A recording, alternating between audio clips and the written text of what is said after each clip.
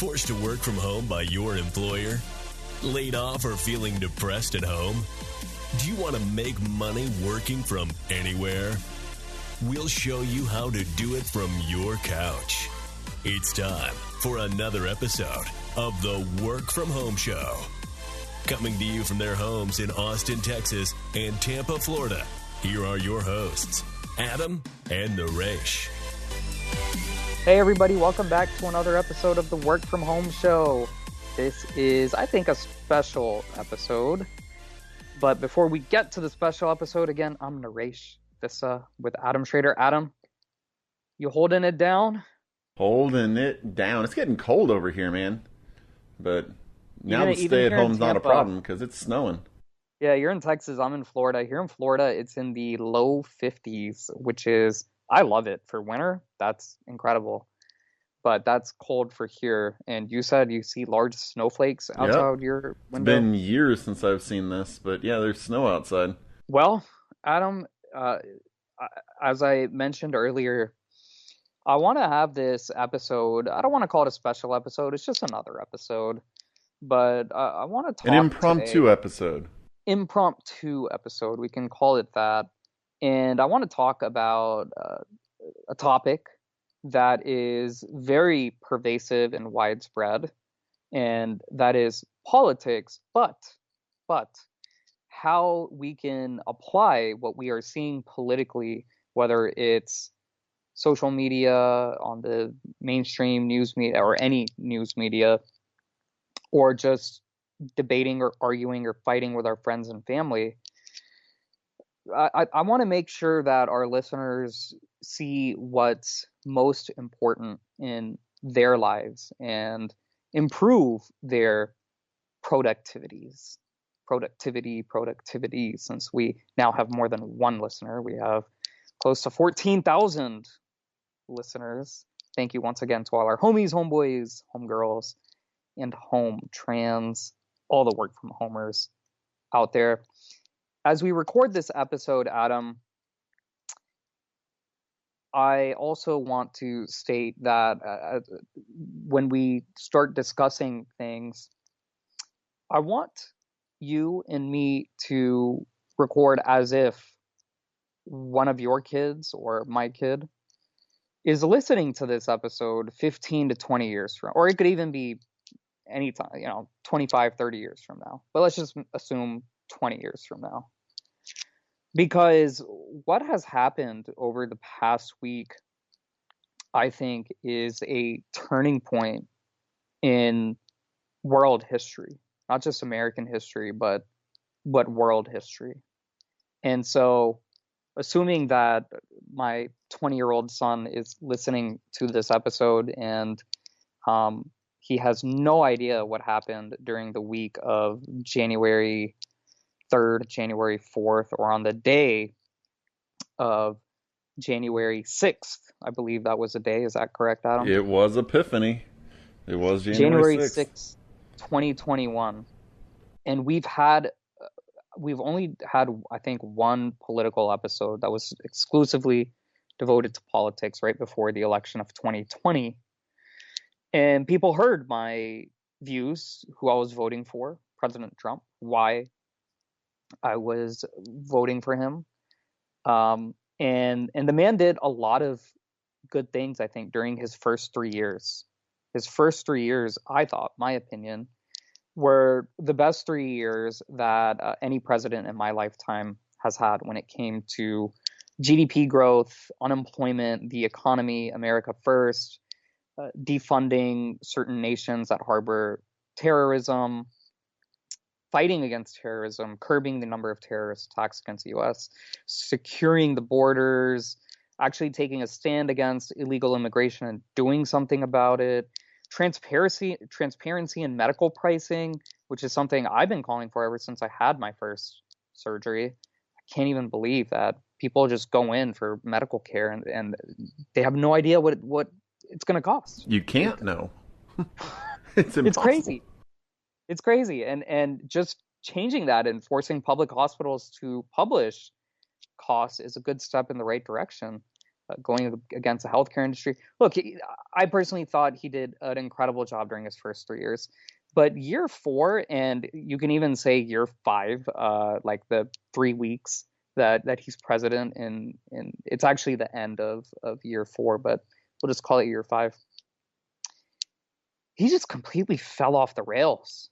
I mean, it was, and we're going to talk about the lessons and how we can apply it to our own personal lives. But I mean, he was faced with several crises, and the man, I think, just completely, I don't want to say he folded, but he did the opposite of folding. It's almost like he's self-destructed. He imploded. That's a good one. He imploded. Yep, that's exactly what. But his behavior was self-destructive. Yeah. His words were self-destructive. And, initially I thought, look, it's tough times. He's a leader of the country. But what happened this past week, and we'll do a quick rundown. He held this rally called the Stop the Steal rally in Washington, D.C., about half a mile from the Capitol building. And it was classic Trump. He got over 1.5 million people, apparently, to go out to D.C. There were close to, I heard, let's just say hundreds of thousands of people at this rally. That's a lot of freaking people. I hadn't heard it was that big, but I haven't followed it that much, size-wise. Wait, what is it? I didn't realize it was that big. I hadn't actually looked at the crowd size. Yeah. I saw that it was close to 500,000 people, but the reports I've seen is hundreds of thousands. I mean, it could be more than 500,000. It could be 300,000. But there were, let's just say, hundreds of thousands of people. It was huge. If you look at the pictures, I had never seen. I think this was even bigger than his inauguration. Wouldn't be hard. So there were a lot and the weather was in the 30s, I believe. So this was not, glorious weather by any means. So we held this Stop the Steal rally. And look, the problem that I have is, again, we're just going to touch on the political side, and then because we're going to have people understand what's going on here. The issue I have is, it's like, okay, you think the election was stolen from you. Again, this is a guy who I supported and who I voted for. Yet almost every court, there was only one court, I think, that took up a case, but the rest of the 59 lawsuits were dismissed. Now, they weren't taken up. They didn't look at the evidence. They didn't look at they just said, this doesn't hold standing. Like, we don't have the jurisdiction to rule on this, or we don't think there's enough here, or it needs to be filed a different way. So they threw it out. And the media was covering this, and there were conspiracy theories going around. And my view all along was, you have this avenue. You lose an election, you have this avenue. The Constitution says you can file lawsuit. The legal system is there for a reason. But there comes a point, and that point is generally on the day that Congress is certifying the election results, which happened to be this day. That's why he held this rally on this day specifically, the day that Congress was to certify the election results, the electoral votes. And he had this rally as Congress was doing this. He was done with his speech. And I've always said, look, if he didn't tell any of these people, go storm the Capitol building and break the windows and take your zip lines with you. And no, he didn't say that. He used rhetoric. He said the normal Trumpian stuff. And this goes back to Obama as well. I mean, Obama, when he said things that weren't very complimentary of the police, I don't blame him for a bunch of BLM supporters going out and killing 5 Dallas police officers. No, you can't. It's the people who probably had that in their minds already. They are at fault. But with that being said, the reason why I say at some point you got to give it up. You tried the legal, you tried the lawsuits, it didn't work out. You've tried virtually every avenue possible. It didn't work out. And at some point in life, or really in all of our lives, we're going to be doing things, whether it's starting a business, owning a stock that's terrible. I've owned, and I'm sure many of our listeners have owned stocks that have done very poorly. They've just kept going down and down. And you keep telling yourself, I'm not going to give up. I've been taught my entire life, don't give up. Stick with it. And that happened to me several times where I was telling myself, oh, this stock's going to go back up. And I think I've invested in 3 or 4 companies that ended up going bankrupt, wiped out, $0. I must have invested tens of thousands of dollars, all gone, because I told myself, never give up. Believe and it will happen. There comes a point in every endeavor where it's time to walk away. Every failing endeavor, not every endeavor, every failing endeavor. It's time to walk away. And in my own entrepreneurial journey, I'll tell you, Adam, people meaning our listeners know me for Christian media marketing. That's pretty much it in my books. What they don't know about is the countless startups that I've been involved with that failed and where I thankfully walked away. There were times when I didn't walk away and I stuck with it because somebody was telling me, no, you got to stick in it. You got to stick with it. You got to stay and keep doing it. Don't give up. And I wasted my time. I wasted money. I wasted energy. I wasted all sorts of just heartache. In this case of President Trump, that time came on January 6th.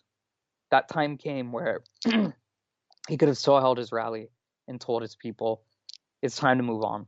We lost the election. It's time to move on. Instead, he went after his vice president, saying, you didn't do the right thing. He made up his own rules about the Constitution, saying Congress can overturn an election. None of this is constitutional. None of it's constitutional. Nope. And it caused the problems that we saw on that day, on that dreadful day of January 6th, 2021. So my first lesson to people is what I said. There comes a time when you're going to be faced some adversity. You're going to be losing. Yes, you will be losing. And there is nothing wrong with walking away. I remember, and I think you remember this individual, Adam, but I interned for a guy. It was a paid internship, and it was terrible. It was a hostile work environment. Horrible. Not for you or because for those who don't know, I was Adam's intern. So I'm not talking about Adam here. But it was a hostile work environment. It was a lot of bullying. It was terrible. And I quit. I talked to some people, and I was young at the time, and it was a tough decision to make because I had this ego. And I said, I've had enough of this. I quit. And I just packed up my stuff and left, drove back to Houston. I was in Dallas at the time. And my boss, that guy, I mean, he wouldn't stop pestering me. You're a quitter. I don't like quitters. Quitters are losers. You let me down because you're a quitter. You know, he rubbed it in my face. You're a quitter. You're a quitter. And I made the right decision. I absolutely made the right decision. Looking back on it, definitely made the right decision. Yeah. Yeah, so, any thoughts so far, Adam? Yeah, no, I've run a failed business myself. I thought it was going to be something that I could make decent money at, but then, I put some money into it, got some stuff, tried to make the business work, and I realized, I didn't end up losing too much money on it, but it was really, I got into it and I said, I could make this, there's a chance I could pull this out. There's a chance I could make, I could turn a profit or maybe, break even in the next 2 years. But I realized that I wasn't willing to put in the quantity of work that it was going to take to potentially do that.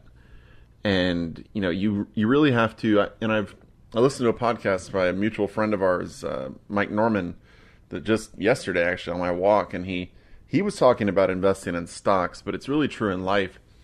And he was saying you go in based on fundamentals, right? You go in because you say, this is the condition that's going to cause this, and this is why I'm going to succeed. And so you go in based on those fundamentals. And then after that, when you go in based on fundamentals, you can't get out just based on price necessarily. But you should get out if fundamentals change.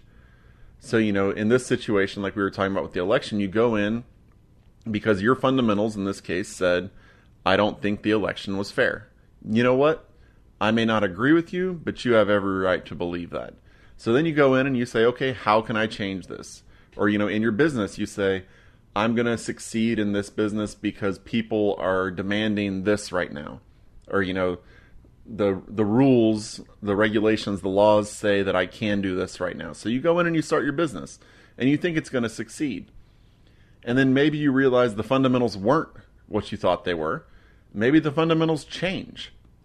And it's important, you have to always be analyzing the underlying things of your business, of your position, and figuring out what can actually be done right now to improve my business. Is this something that can be saved? Or is this something that, I was just wrong? And that's something that, it's easy to just say, I've put in so much work into this, I'm not going to back out. But are you just throwing good money after bad? And you shouldn't go throwing good money after bad. Well, I'll also say in the case of Trump, I voted for him. I supported the guy. But the fundamentals have changed. Yeah, exactly. Yeah. The fundamentals, like I said, in 2021, really in 2020, but 2021, the fundamentals changed. And he is going to go down as the worst president in my lifetime. I don't want to say in U.S. history because you would have to know every single presidency and be able to analyze them. I'm pretty sure you could include him in a top 5 list for the rest of the American history and not get too much debate. Right, and it's unfortunate because, like I said, had he quit after year 3, if he just stepped down, I think he would have gone down as one of the greatest presidents of all time. But the last 13 months, 11 months, where it was just a falling roller coaster. That's what it was. And I'll say this. I think part of the reason that he self-destructed is because he got so used to winning. He got so used to having the #1 show on network television and coming out with a #1 New York Times bestselling book and making all this money and putting his name on or licensing his name out to hotels so they could pay him money just to use his name and stick his name at the top of the hotels, and then running for president and beating all these career politicians who tried so hard to become president their entire lives, and he just comes in and beats them, and having these huge rallies. And I think it's the hubris. He got so used to winning and being right and proving people wrong to the point that he never lost. I want to say over the past 2 decades or so, he just never lost. And that was a part of his downfall. It's that idea of becoming so cocky and hubristic. That's a word. Full of hubris, probably. And I think that's what led to this debacle of an ending to his presidency. And so what I have to say to people is, look, failing is important. If you're a parent and your child fails at something, let's say they fail on a test or they don't make the volleyball team or they get rejected by whoever they ask out to school prom, this is not a chance to, just reward your child for their failure and say, oh, just delete what happened. I think going through life, failing and learning from those failures and dealing with the emotions, it's such an important part of life. It's such an important part of business, of entrepreneurship, because if you don't know how to show resiliency and bounce back from failure, if you've never failed before, you're going to be in this situation like President Trump is in today. And I know people personally who had their parents do everything for them. They never failed, and they became grown adults and they struggled. They struggled in their relationships. They struggled in parenting. They struggled in their marriages. So failure is just such an important part of life. There's no masking it. Yeah, I mean, it's the things you can learn, and the things you learn, not even necessarily just about business, but the things you learn about yourself whenever it happens are so important. I mean, you know, you figure out why you failed. You figure out what, if anything, you could have done to change it. You know, you figure out how you can attack it next time to make sure you're not. I mean, it's, you know, you fight for what you think, you fight for what you believe in, but eventually, if you're proven completely wrong, then you figure out how you can fight another way and achieve what you want to achieve. You know, it's kind of, you don't necessarily give up. Sometimes you just admit defeat and, you know, start your next battle. You know, there's nothing wrong with admitting that you've lost. Sometimes you have lost.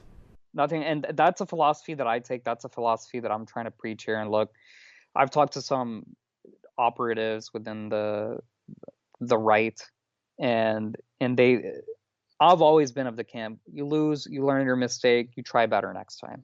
And we saw what happened in 2020 with the rioting and the looting, and not just 2020. This was going on since Trump won his election.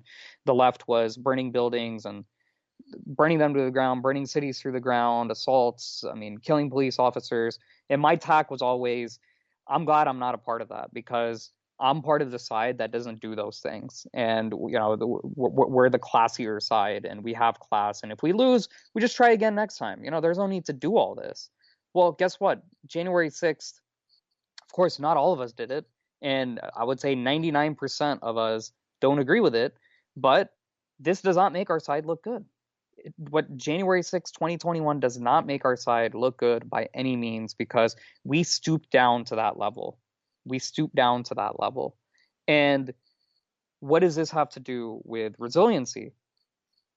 What I want to tell our listeners, you're listening to the Work From Home show. We are a business show. We help you with making money, working, productivity, and all this political stuff. It's not helping you. It's not.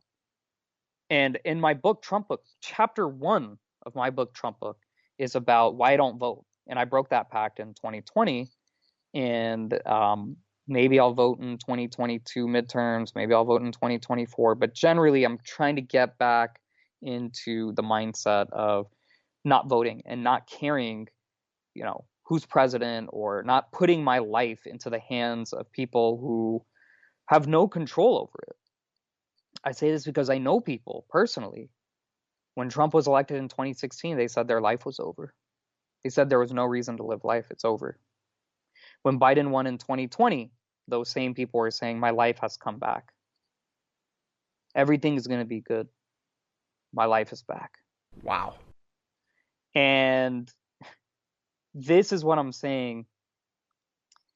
You do not want to reach that point. And the people who did this on January 6, 2021, they fall into that camp. They are of the camp, I need President Trump to be my president, and I'm willing to go to jail for it, or I'm willing to die for it. No. To me, this is all a waste of time. I talked to several friends of mine over the past week or so, and they came back and they told me, they said, I wasted hundreds of hours reading the news, debating with people, fighting with people, losing friendships. And now I look back and I wish I had started that business, or I wrote that book, or I learned about real estate investing, or I caught up on my Netflix, or read a book. They said, I wish I did that instead, because looking back, that was a complete waste of time that got me nowhere. Absolutely nowhere. Yeah. Plus, you got to look at what, you know, if it's your venture, like if you're Trump, I mean, look at what that did for him. I mean, if he actually wanted to run in 2024, he had a legitimate chance. I think January 6th killed that chance.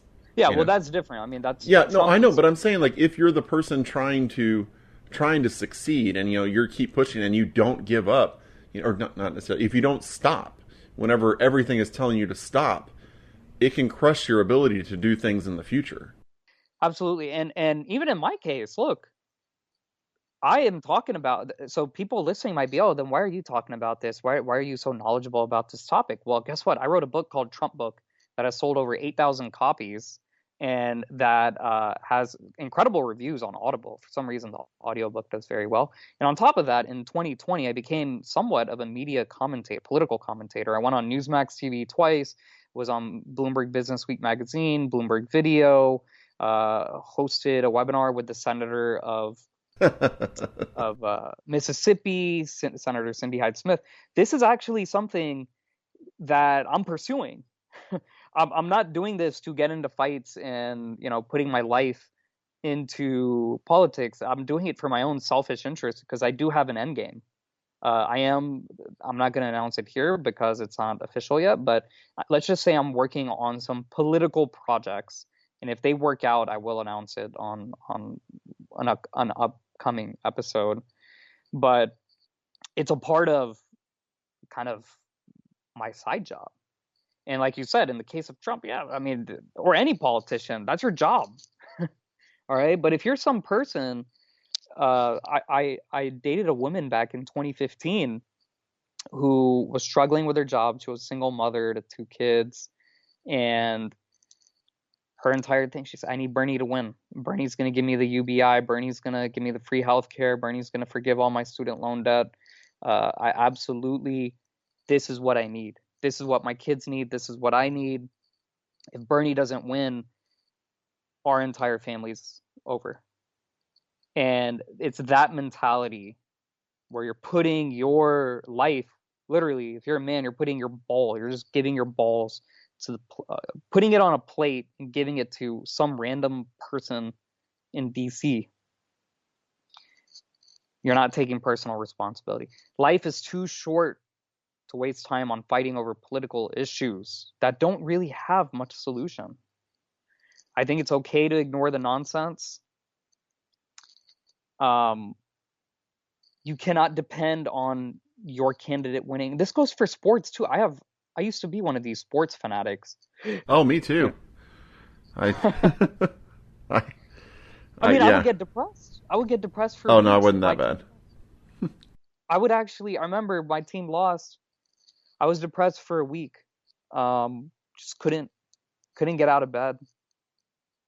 Depressed because I put in. You think about all those hours you watch those games.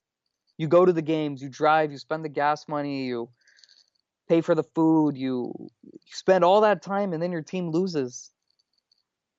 And many people have. I mean, I remember going to a Yankees Mets game at the new Yankee Stadium back in 2010. People were getting into fights because of, oh, that's a Mets fan. Let's punch him in the face. I mean, what on earth are you fighting over? Yeah. Well, I mean, there was the guys back a couple of years ago, Dodger Stadium, the beginning of the year. They got arrested and went to jail for like beating up and really hurting a San Francisco Giants fan at the stadium. They were apparently talking trash to each other, and 2 guys just like jumped and beat up this Giants fan and sent him to the hospital, I think. This is what I'm saying, folks. You need to focus on yourself. This is the problem when that woman who I was talking about, who I dated. I mean, she quit her graduate program, her graduate school, because she said, I don't need to stay in school. I'm just wasting money with the loans, and Bernie's going to come in and life is going to be good. Don't ever believe you can only progress with government help or some sports team, or that you're only going to be happy because of someone who's in the White House or because your team won. Because LeBron James, actually, he said it really well. I don't remember his exact words, but when the Miami Heat lost to the Dallas Mavericks in 2011, the NBA Finals, after the Heat were like the most hated team in the NBA because they colluded. The decision, exactly. And the media came after LeBron and was like, oh, do you think it was worth it? Like, you guys lost. You didn't win the championship. And LeBron, at the time, I thought it was a douchey thing to say, but it was a very real thing to say. He said, tomorrow morning, my off season starts. I live in this huge mansion. I got my wife. I got my kids. We're going to go on vacation. I'm going to love life. I'm LeBron James. I'm going to live life. all you guys asking these questions, you have to go back to work and work your shitty jobs. And you got to find the next person to go after. And at the time, I was like, that's kind of douchey to say. But as I got older, I was like, you know what? He's right. He's absolutely right. He worked hard. He worked on himself. He provided, I mean, he's worth close to $1 billion now. And it's not just about the money. His happiness, okay, they didn't win the championship, but he's going to go home, and I'm sure his kids make him happy. I'm sure his family makes him happy, and he's flying private jet and doing all sorts of stuff, and they're in one nice, happy family. And yeah, those people who are going after him, they got to go back and work their job and pay their bills. And they're probably not as happy. Not because of that, but just in general. The way that they write, what they talk about. And you just shouldn't be putting that much faith into your sports team or a player or LeBron James or the government. You should be putting faith in yourself. It's your job to succeed regardless of what CNN or Fox is feeding you or who's president. Yeah, we have a mutual client who talks about, he has his commandments, and one of them is you should maintain control of your investments, and you should also maintain control of your emotions. You know, your emotions and your well-being should be based on things you can control, or, you know, that you mostly control, not things that, you know, severe external, you know, entities can manipulate into, you know, into making you feel different ways. Absolutely. No political party or politician will ever save you. You must find a way to save yourself. Don't ever, like you said, don't ever give your control to anyone or anything, not even your spouse, not even God. Don't ever let anyone or anything else take control of your life. Don't do it. And in the sense of God, look, I'm very godly. I go to the temple every week, but you have a life to live. God will take care of you. You've got a life to live. It's just, I feel like and it's not just here in this country. This is a worldwide politics, the news. It's addicting. It's absolutely addicting. And just look back at all your Facebook arguments and fighting with people and losing your friends. Did that accomplish anything? Not really. I mean, you learn a lot about people and what they hold important. Yes, and there are ways that you can make a difference without even voting, without getting into fights. Volunteer, write checks, tip whoever you want, fundraise, create organizations, start businesses, hire people, offer your time. That's a big one. But do not expect to outsource generosity to a middleman like Joe Biden or Donald Trump or Barack Obama or any government, or the Houston Astros or New York Yankees or Houston Rockets, New England Patriots, whoever it is. Do not outsource that to any middleman. I think everything comes from within. Not everyone can get their way all the time. If you expect to go through life by getting everything you want, then you'll be like President Trump.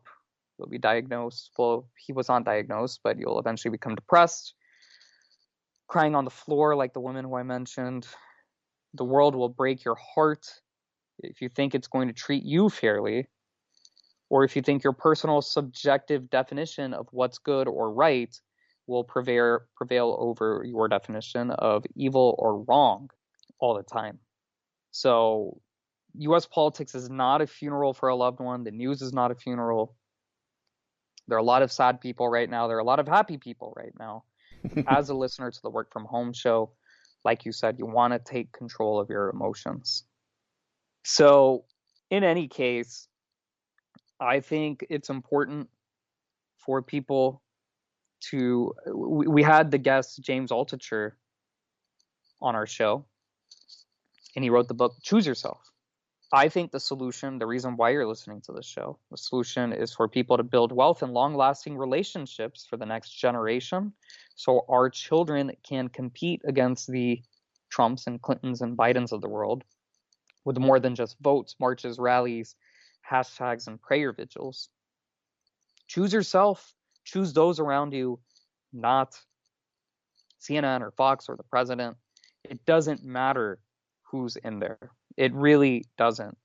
You can go ahead and vote, but you still have to live life. What matters is who you surround yourself with. Only you and those around you can make a real impact on your life. There's a great deal of opportunity, really good deal of opportunity right now in this online and digital world we live in. And it's not what you leave for your children. It's what you leave in your children. The government doesn't care about your children. The news don't care about your children. Think about what will your children and grandchildren be able to do in 80 years because of what you're doing today. Adam and I have talked about what we're doing today with this podcast, with the real estate investing. Yes, our children and grandchildren will be able to see what we did 80 years from now. Am I right, Adam? That's the plan. Well, I'll tell you, I sure as hell know that whining and complaining about politicians on Facebook will not reach your children 80 years from now, or your great-grandchildren 80 years from now. It won't do anything for anybody. Our children should be able to gain the ability to shape their own destiny and not feel like they've been pushed to the sidelines by their own parents because parents were too busy focusing on things that would not improve the family or the children. The system probably wants you to think, dear citizen, don't take action, don't improve yourself, don't start businesses. Just keep praying, keep marching, keep voting, keep rioting, keep whining on Facebook. Again, sincerely the system. I'm not saying that's what they want, but if you're listening to this show, you are a proactive person. And you're better than that. Innovation and our own personal impacts on the world will have far greater effect than any president, I promise you. Promise you. Focus on your family. Focus on your community. It's kind of like when you get caught up in all this, what I call weapons of mass distraction, it's like spending all your time in another neighborhood while your children are starving at home. Makes no sense. The people in the other neighborhood are not going to feed your children. They're not going to make sure you have a place to live. They're not going to make sure you have food to eat. They're not going to defend your freedom. Your place is with you, your people. And once you take care of them, you can there is a ripple effect across other people. And there's, like I said, a great deal of opportunity in online and digital virtual reality, real estate, technological innovation, 3D printing, artificial intelligence. Life is still very good right now, no matter who is in the Capitol or the White House. It's still very good. And there are people who say, oh, well, for you it's very good. For other people it's not. Well, compared to what? The standard of living for a poor person in the U.S. includes food, healthcare, Medicaid, EBT cards, housing. Compared to what? It's not the greatest food. It's not the greatest healthcare. Actually, pretty good healthcare, but not the greatest. Not the greatest housing. But compared to, let's say, the poor in my motherland of India, I mean, those people are literally, they get nothing. They're just, they have a different home every night. So don't be a cog. Don't be afraid. Be bold. Move forward. Any final thoughts, Adam? No, I think we've covered it all. I think it's, I think we're good. Yeah, well, to conclude, we live in a wonderful nation. No one person, no one 2-year congressional term can take away our freedoms and our liberties. There is no rule or law that says you have to watch the news or you have to follow politics or else you will lose your citizenship or die. No, we have civil responsibilities. And the most basic of those civil responsibilities include things like, in my case, running my businesses, paying my people, offering great products and services, hiring people to work for me, writing books, publishing content, taking care of my family. Obviously, that's number one. My children, my kids, mentoring the next set of youngsters, loving my friends and family, eating and living healthy, donating my time, money, and blood. I'm a freaking blood donor. Each person can decide how best to fulfill their civil responsibilities. If you choose that watching the TV, fighting with people on Facebook, voting, that's your civil responsibility, your civic duty, go right ahead. who am I to stop you? It's your life. You can do whatever you want. But again, if you're listening to this show, you're held to a higher standard. You are very likely listening for business purposes, to better work from home. So with that being said, I hope you enjoy this special episode. I hope my children, who knows, listening 20 years from now, listens to this and understands that this is an extremely important episode. And I don't even know if we're going to have a website by then, but to all our current listeners, check us out. www.workfromhomeshow.com. That's workfromhomeshow.com. Email us if you have any thoughts about what I said, what offended you, what you agree with, what you disagree with. hello@workfromhomeshow.com. That's hello@workfromhomeshow.com. Leave us a review on iTunes, TuneIn, Stitcher, Spotify, whatever podcasting platform you listen to us. And until next week, keep on working from home.